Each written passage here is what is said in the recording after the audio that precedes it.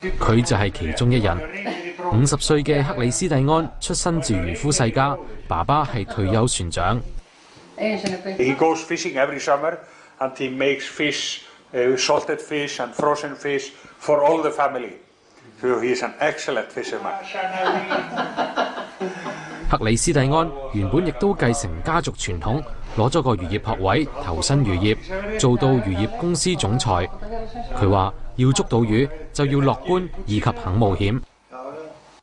You have to take risk. You have to go to the sea in the morning, and you can risk, or you can risk that you didn't catch anything. You only spent your petroleum and your fishing gear, and you didn't catch anything.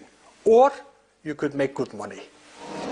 7年前，當冰島全城熱衷投身金融銀行業嘅時候，佢亦本住漁夫嘅冒險精神，接納冰島第3大銀行格里特利爾銀行嘅邀請，搖身一變成為銀行嘅董事總經理，負責借錢俾世界各地嘅水產公司。佢一啲金融經驗都冇，但年薪就高達50萬美金。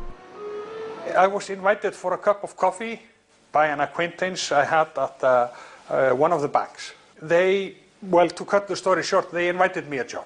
And I thought it might be interesting because I felt that the poorest part of my education was finance, the economy.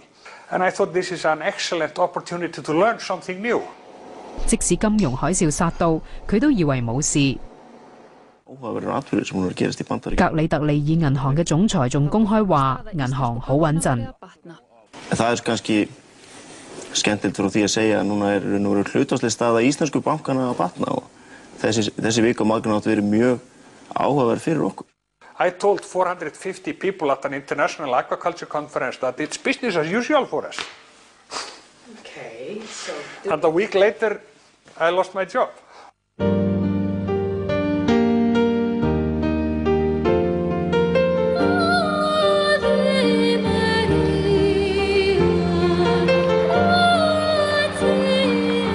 冰島人愛冒險、樂觀，呢種性格令佢哋勇往直前，由歐洲最貧窮嘅國家變成其中一個最富裕嘅國家。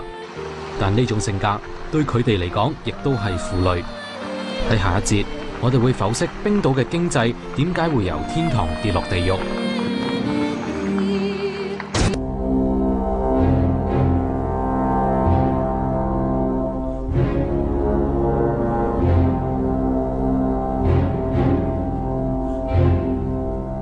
經濟泡沫爆破後，唔少工程都要停工，一切處於靜止狀態。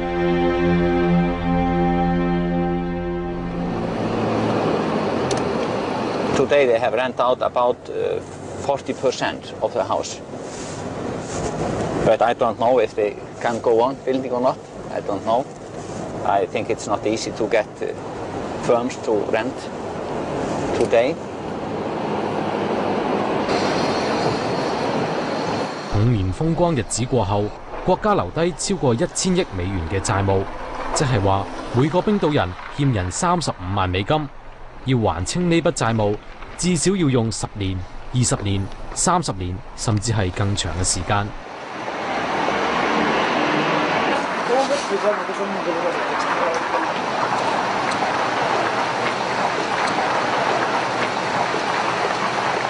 有份去國會示威嘅達迪，亦都孭住一身債，佢代表住冰島嘅新一代。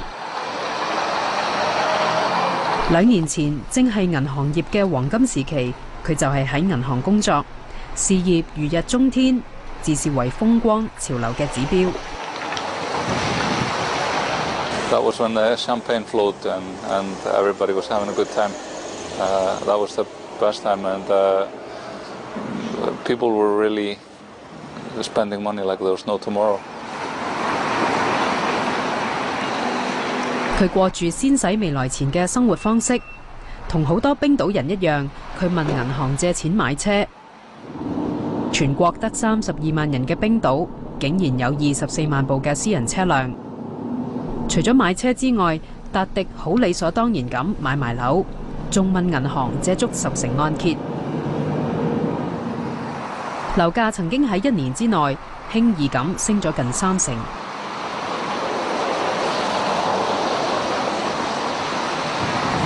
My girlfriend and I, we bought an apartment in this building 2 years ago, and at that time we bought it for 16.7 million Icelandic kronur, and the market value of last year was estimated to be in about 22 million.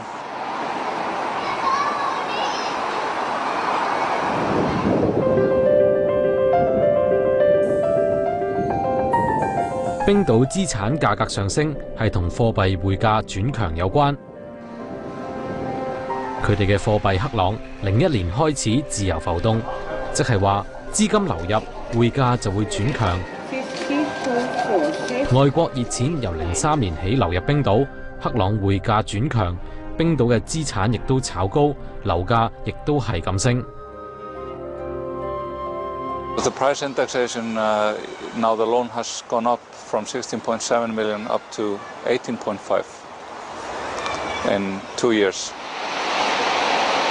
達迪嘅按揭貸款增加係因為冰島嘅銀行貸款普遍係同通脹掛鈎。要解決高通脹，冰島政府認為高息可以壓止到高通脹嘅問題。07年，冰島嘅通脹有成10%。難怪達迪每年嘅負債都增加緊。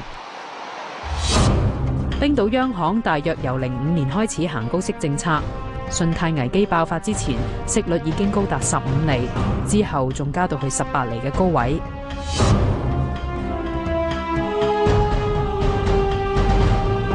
呢度係冰島嘅中央銀行，理論上係要處理好國家嘅金融事務。不過裡面嘅官員好多都係前政客，唔熟悉金融。呢個央行被國民視為老人院。